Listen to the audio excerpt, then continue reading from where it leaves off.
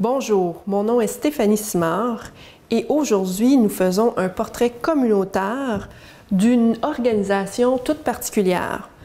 Quand vous êtes une femme et que vous êtes rendu à un moment de votre vie où vous avez besoin d'assistance parce que vous êtes victime de violence, il y a un endroit dans la région de Prescott-Russell qui peut certainement vous aider, vous outiller, vous guider et bien plus encore.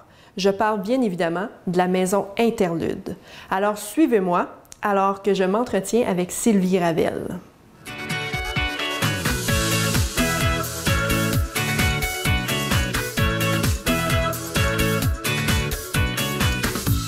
Bonjour, je suis avec Sylvie Gravel, superviseure des programmes de services résidentiels. Donc Sylvie, merci d'avoir pris quelques instants pour nous parler de la maison Interlude. Merci, ça me fait plaisir. Alors, qu'est-ce que la maison Interlude? Quelle est sa mission? Maison Interlude, c'est un organisme francophone sans but lucratif qui offre une multitude de services en français et en anglais à travers les comtés de Prescott, Russell, Stormont, Dundas et Glengarry. Sa raison d'être, c'est de sensibiliser la communauté aux enjeux de la violence faite aux femmes et de soutenir et outiller les femmes et leurs personnes à charge victimes de violences dans toute leur diversité. Et comment on en est venu à commencer cet organisme? Donc, c'est venu de quelle initiative? Je pense que c'est un peu comme tous les organismes, les maisons d'hébergement à travers la province. Quand on entend les histoires, bien souvent, ça a été commencé par 3-4 femmes qui étaient assises dans une cour un bel été. Puis, vous savez, c'est ces journées où on essaie de refaire le monde. Donc, ça a été commencé par des femmes bénévoles qui trouvaient qu'il y avait un besoin pour ce service-là. Au départ, Maison Interlude, c'était vraiment une maison d'hébergement francophone qui offrait les services en français et en anglais, mais plus spécifiquement dans Prescott et Russell. Et en 2003, il y a eu une amalgamation avec la Montée d'Elle qui était située à Alexandria et Maison Interlude. Et de là sont nés les services externes. Donc, la Maison Interlude, la maison d'hébergement est située ici à Hawkesbury. Et les services externes sont situés à Alexandria, au site de la Montée d'Elle, pour desservir toutes les 5 comtés, donc tout l'Est ontarien. Et donc, justement, vous parlez que la maison Interlude est une maison d'hébergement, mais aussi offre des services externes. Quels sont ces services externes-là que vous offrez à la population? Donc, oui, ici, on a l'hébergement pour les femmes qui ont besoin d'un hébergement sécuritaire, mais les services externes, ça comprend un service d'approche, qui est un service où les intervenantes offrent du counseling individuel, de l'accompagnement aussi dans le processus judiciaire, donc l'accompagnement à la cour, au poste de police, l'aide à l'enfance et toute la défense des droits et intérêts de la cliente. Et que peu importe le service, les femmes ont toujours un plan de sécurité, un plan d'intervention et un plan de transition. Donc ça, c'est le service d'approche. Au niveau du... on a aussi un programme d'appui transitoire et soutien au logement. Donc ça, c'est le côté, je dirais, plus pratico-pratique. Donc, trouver un logement convenable et abordable. Tu peux recevoir de l'aide aussi avec ton budget, regarder ta situation financière, regarder tes options aussi, faire un retour aux études ou sur le marché du travail, de l'aide aussi avec, que ça soit pour appliquer pour des cartes d'identité, des cartes pour de l'assurance maladie, de l'aide aussi avec l'endettement des femmes, parce qu'on sait la pauvreté des femmes et tout ça. Donc, c'est le côté plus pratico-pratique des choses. Aussi, c'est de l'aide pour si une femme désire passer une entrevue, avoir des trucs pour épargner. Donc, c'est ça. Ensuite, on a aussi les groupes qu'on offre par l'entremise des services externes. Des groupes sur l'estime de soi, sur des sessions thématiques pour informer les femmes. Il y a aussi des sessions de triple P qu'on appelle pour aider les mères, donc avec les habiletés parentales. Et on a aussi le réseau de bénévoles, main dans la main, qu'on appelle, qui est environ une douzaine de bénévoles. Puis notre réseau de bénévoles aide les femmes avec le transport, parce qu'on sait que dans l'Est ontarien, il y a une problématique de transport. Donc, pour aider les femmes à aller à leur rendez-vous dans leur cheminement vers une vie sans violence, et aussi offrir du gardiennage pour ces femmes-là, parce que souvent, sont isolées, ils n'ont pas de soutien proche d'eux autres qui pourraient garder les enfants. Donc, on offre aussi le gardiennage. Puis, il y a aussi tout le l'aide à l'interne qu'on a pour... on a un trésor de MIH qui est comme une genre de boutique, je te dirais, où on reçoit des dons, puis qu'on remet aux femmes de la communauté en besoin. Et donc, vous offrez vraiment beaucoup de services. Pour qu'une dame qui a besoin de services de la maison Interlude passe par vous, quel est le processus par lequel elle va passer? Donc, si c'est une femme qui a besoin d'hébergement, on a un numéro central pour nous rejoindre. Si la femme a besoin d'hébergement, donc là, on fait une évaluation téléphonique pour regarder c'est quoi vraiment les besoins et les critères. Donc, elle serait admise ici à l'hébergement. La durée moyenne d'un séjour, c'est environ 2 mois, mais on a vu que ça a duré plus longtemps, peut-être 9 mois, peut-être plus court. Tout dépend de la situation de la femme, c'est vraiment du cas par cas. Puis, par les services externes, donc il y a une intervenante à l'accueil qui prend les demandes de services. Elle fait un premier jet de regarder c'est quoi les besoins, de diriger la femme. Puis, elle est assignée à une intervenante qui va l'accompagner dans ses démarches. Vous offrez vraiment beaucoup de services et beaucoup d'accompagnement. J'imagine que Comment êtes-vous financé? Comment votre financement se fait-il pour offrir autant de services à la population? Bien, notre financement, notre bailleur de fonds, c'est vraiment le ministère des Services à l'enfance, Services sociaux communautaires, mais on a aussi des dons. On a des communautés, du monde dans les communautés qui sont généreux. On reçoit beaucoup de dons. Aussi, par l'entremise du bingo, où on reçoit des dons. Puis ces dons-là qu'on reçoit, on essaie de développer des choses pour vraiment remettre aux familles et aux enfants dans le besoin. Évidemment, vous desservez la région de Prescott-Russell. Est-ce qu'il y a plus de besoins maintenant, plus que jamais, au niveau femmes sans violence, hébergement et services d'accompagnement? Si tu parles environ de statistiques, à l'hébergement, annuellement, on va héberger entre 55 femmes et 30 enfants pour l'hébergement. Donc, c'est un hébergement de 10 lits. Pour les services externes, quand je te disais, pour le service d'approche, donc qui est le counseling et l'accompagnement dans le processus judiciaire, c'est environ 450 dossiers par année.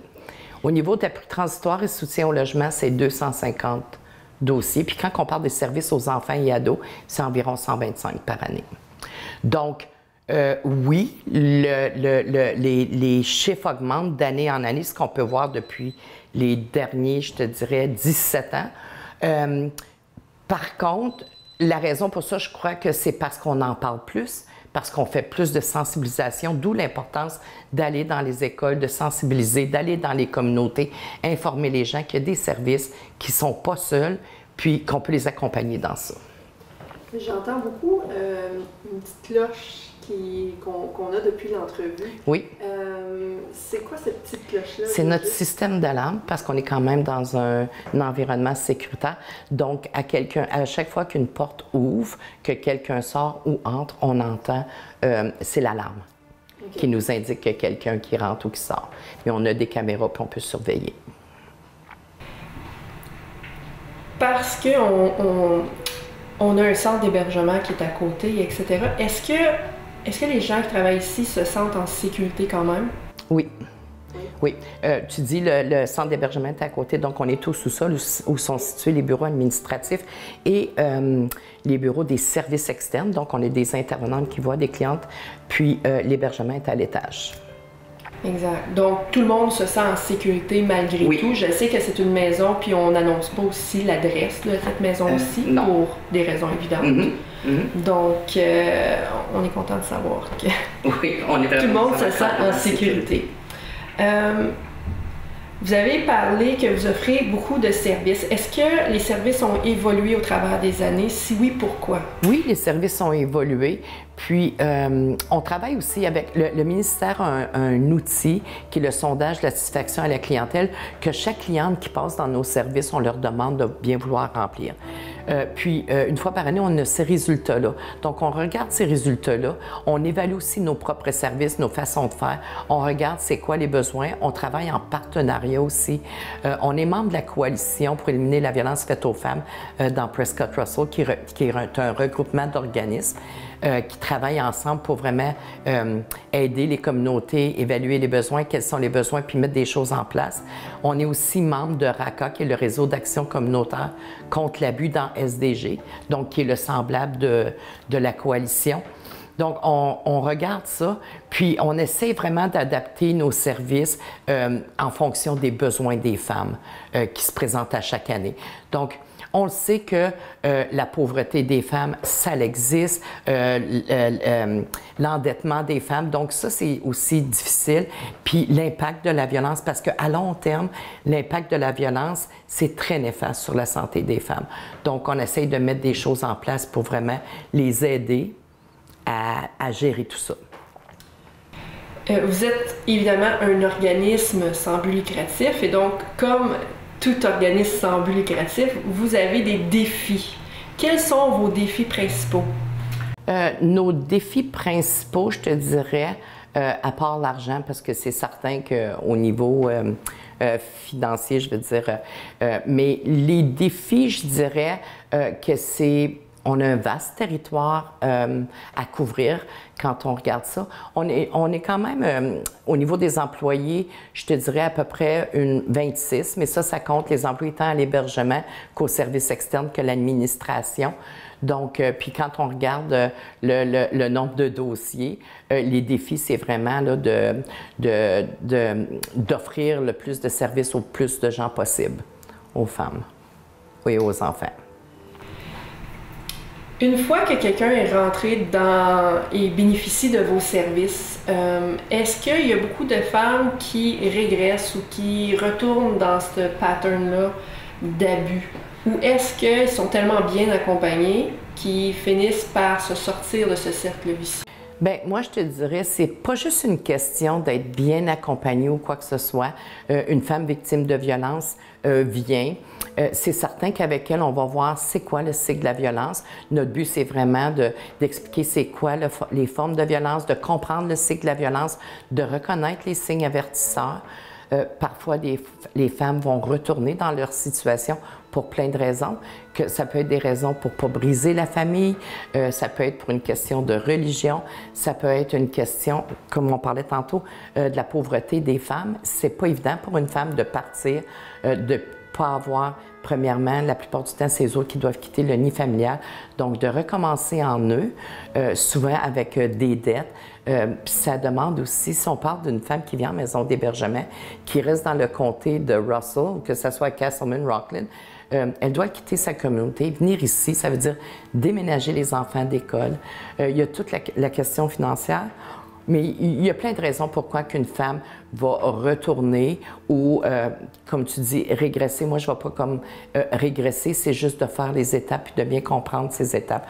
Donc, on essaye de lui donner les outils nécessaires pour faire un pas de plus. Puis, comme on parlait tantôt, l'impact de la violence. Donc, plus longtemps tu es dans une relation de violence, plus longtemps c'est difficile aussi de s'en sortir. Un défi aussi qu'on a, c'est le logement social pour ces femmes-là. Oui, on en a à Hawkesbury, mais pour une femme qui reste à Plantagenet ou qui reste à Saint-Pascal-Ballon, donc Bellon, c'est pas évident de trouver du logement social, même que ça soit dans à Limoges ou quoi que ce soit. Donc, les femmes n'ont pas vraiment le choix de où elles veulent habiter. Une fois qu'ils sont dans cette situation-là, c'est souvent où ce qu'elles peuvent habiter avec le logement social, puis on sait qu'il y a des listes d'attente. Donc, je dirais que ça, c'est un défi. Le transport, la pauvreté des femmes, le logement social, ce sont des défis de taille pour nous. Évidemment, vous avez 26 employés, mais votre organisation fonctionne surtout aussi avec des bénévoles. Oui. Combien de bénévoles en tout avez-vous qui vous soutiennent dans votre mission, vos valeurs et tous les services? Bon, on a la chance d'avoir 7 bénévoles vraiment engagés au niveau du conseil d'administration et on a une douzaine de bénévoles aussi engagés au niveau du réseau Main dans la main, comme on disait, pour vraiment accompagner les femmes, que ce soit par du transport, du gardiennage, aider avec la boutique Les Trésors de MIH, que ça soit aussi pour venir donner un coup de main à l'hébergement, pour aider les femmes à cuisiner, à faire l'épicerie et tout ça. Donc, oui, nos bénévoles sont précieuses pour nous. Et en passant, on est toujours en période de recrutement pour recruter des bénévoles. Parfait. Si vous aviez un message à donner à la population aujourd'hui, quel serait-il? Un message. Donc, si je dois en choisir un, je dirais que la violence faite aux femmes, c'est pas une affaire privée, c'est vraiment un problème de société.